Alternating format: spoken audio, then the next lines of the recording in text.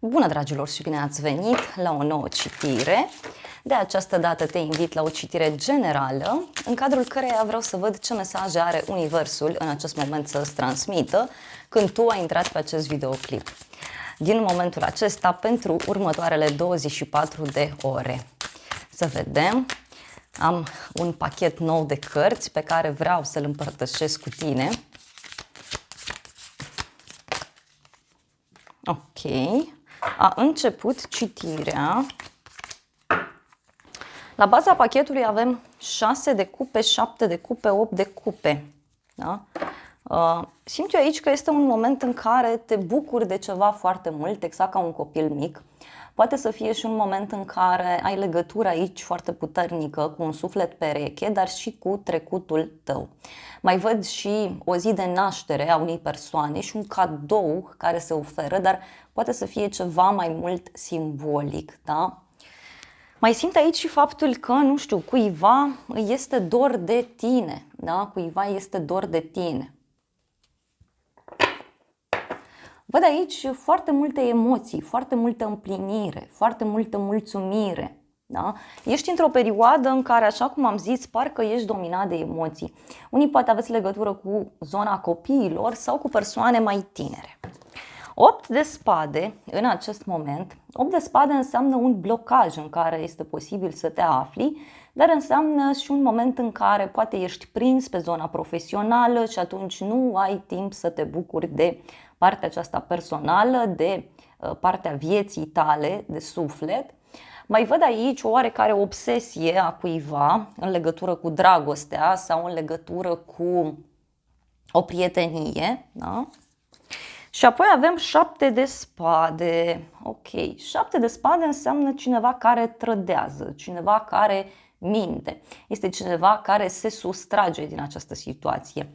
Poate este un moment aici în care zici, vreau să las în urmă obsesia asta, vreau să las în urmă stresul ăsta și să merg să îmi ocup timp și mie. De asemenea, poate să fie aici o minciună pe care cineva o spune, mai văd eu.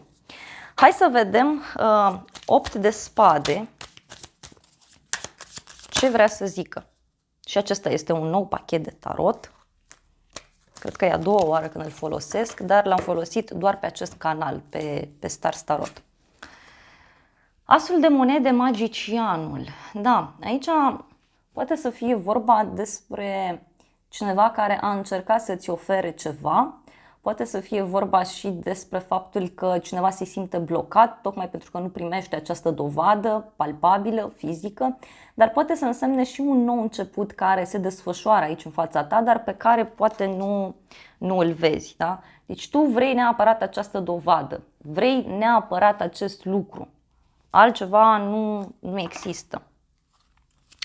Este vorba despre ceva important pentru sufletul tău. Hai să vedem în continuare 7 de spade, ce vrea să zică. Marea preoteasă și pajul de spade. Aici cineva va fi foarte curios să afle niște secrete. Da? Poate este vorba și despre o relație care nu mai funcționează, despre o prietenie care nu mai funcționează. Poate n-ai mai ținut legătura cu cineva și văd aici că cineva se va interesa, va vrea să știe ce mai faci, unde ești. Dar dacă tu, în viitorul apropiat, vrei să afli ceva, vrei să afli o informație prețioasă, reușești, o vei afla. Da? O vei afla. Să vedem profesional, avem 6 de spade, da? Deci un drum pe care îl faci în interes profesional sau este un moment în care vrei să avansezi la muncă, vrei să mergi la nivelul următor. 6 de spade aici poate să însemne și faptul că poate ai niște bani de cheltuit pentru o mașină sau poate faci un drum la cumpărături. Da?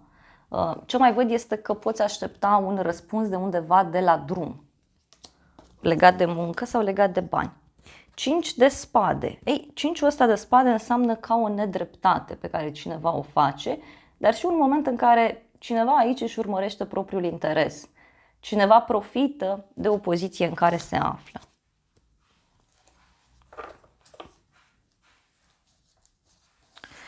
Poate tu te gândești să te întorci la tine, pentru că eu simt aici în unele cazuri că ceva se repetă. O situație se repetă, deci cumva ai vrut să mergi pe un drum și acum îți dai seama că trebuie să revii asupra unor situații. Hai să vedem 6 de spade ce spune. Avem luna și 6 de cupe, deci foarte multe iluzii aici, foarte multe iluzii. Mai văd o legătură cu zodia pești pentru unii dintre voi, dar din nou se repetă acest 6 de cupe. Da? Nu știu, e ca și cum ți-ai dat comandă de ceva și te-ai trezit că ceva lipsește din pachet. Sau poate ai mers, ți-ai cumpărat ceva, doar că nu este ceea ce tu aștepți. Da? 5 de spade.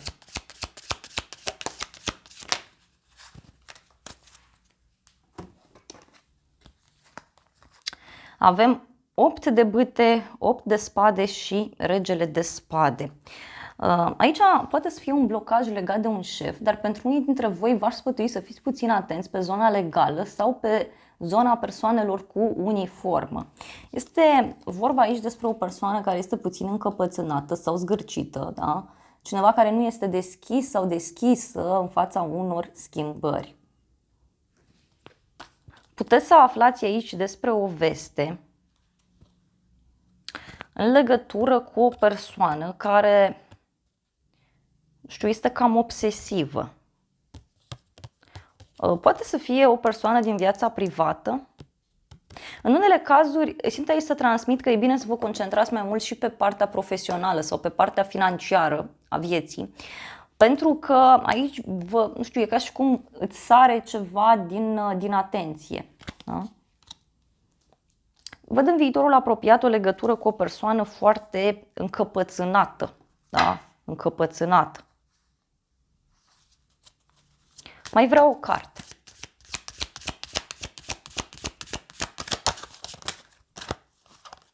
Cavalerul de spade. Deci aici poate să fie un fel de ceartă, da? Sau o întâlnire neașteptată cu o persoană care, nu știu, pe care tu o consideri ca un inamic, ca o inamică.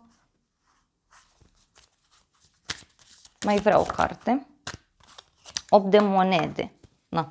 Poate este un fost coleg de muncă pe care îl revezi. Undeva la o zi sfântă, la o zi mare sau undeva pe la amiază.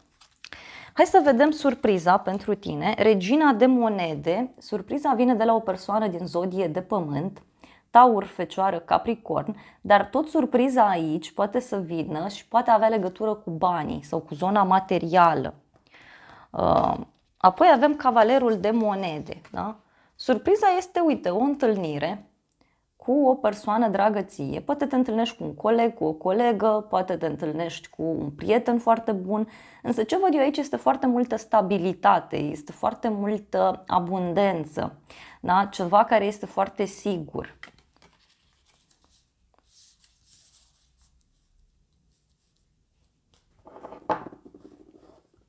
Hai să vedem. Regina de monede. Un succes foarte mare. Da? Surpriza aici este un succes foarte mare pe care îl ai, dar și faptul că poți să primești o ofertă extraordinar de bună. Da? Poți să primești o ofertă valoroasă. Poate să fie și o întâlnire cu o persoană pe care tu o respecti sau o întâlnire cu o persoană cunoscută. Hai să vedem. Cavalerul de monede. Ce zice? 7 de cupe. Da? Poate te întâlnești aici cu o persoană care este cumva la început de drum și poate îți cere un sfat.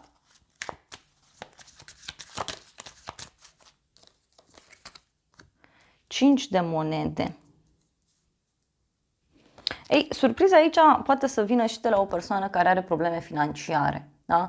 Sau cineva care, nu știu, poate are impresia că dacă îți oferă această dovadă, are impresia că dacă se apropie de tine, da, lucrurile îi și merg.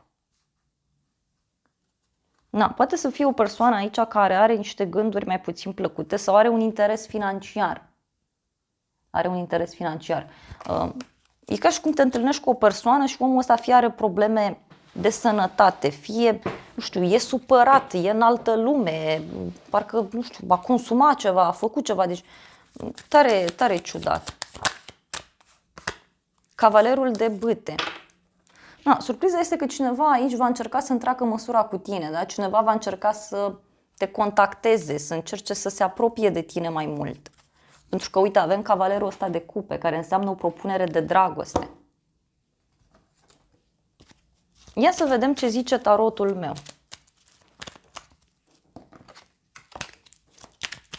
A rămas cartea iubirii. Ce zice tarotul meu?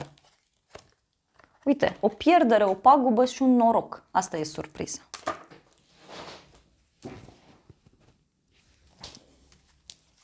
Ia să vedem noi despre ce e vorba. Pierdere și un noroc, auzi. Un blocaj, niște piedici, da? Și o invitație. Nu știu, e ca și cum te întâlnești cu cineva, persoana asta se pune în fața ta și te invită neapărat undeva.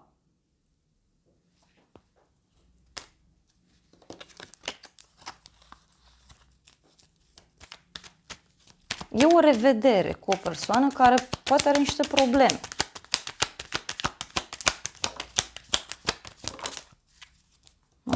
Și aici, uite, văd o scrisoare, musafir și o persoană plăcută. Da, aici o să rămâi surprins, nu știu, că cineva vrea să vină la tine, cineva vrea să se apropie de tine, cineva vrea să te cunoască mai bine. Poate să fie și asta. Hai să vedem oracolul ăsta ce zice. Zici, nu știu, parcă e un prieten, parcă e cineva care are niște probleme și te sună sau te întâlnești cu omul ăsta și rămâi surprins. Uite, provocări, da? Loialitate, determinare. Deci e un prieten sau e cineva care are niște provocări, care are niște probleme foarte mari.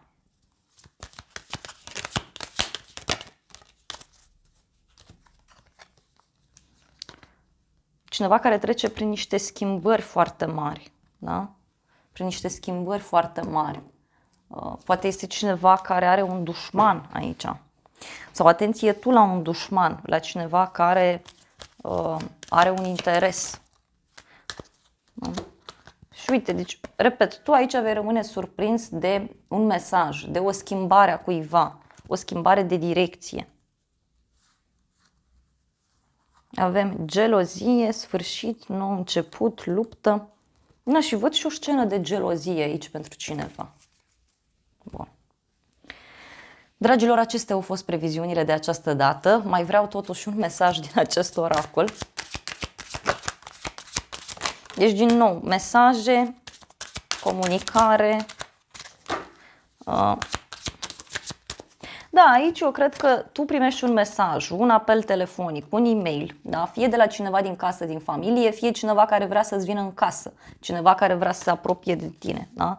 Și este o persoană care e timidă, e supărată, se simte abandonată, este cineva foarte apropiat de sufletul tău. Deci chestia asta o să te surprindă pe tine extraordinar de mult. Poate este un coleg de la muncă. Da? Dragilor, acestea au fost previziunile de această dată. Eu vă mulțumesc pentru atenție, vă îmbrățișez cu drag, vă mulțumesc că mi-ați rămas alături până la final. Sper din suflet să fie de folos aceste informații și să ne revedem cu bine și data viitoare. Dacă vrei o analiză pentru sufletul tău, găsești oricând pe noua aplicație Cristina Zurba Tarot, disponibilă atât pe iPhone cât și pe Android. Te îmbrățișez cu drag și îți doresc să ai parte de o zi sau de o seară cât mai frumoasă.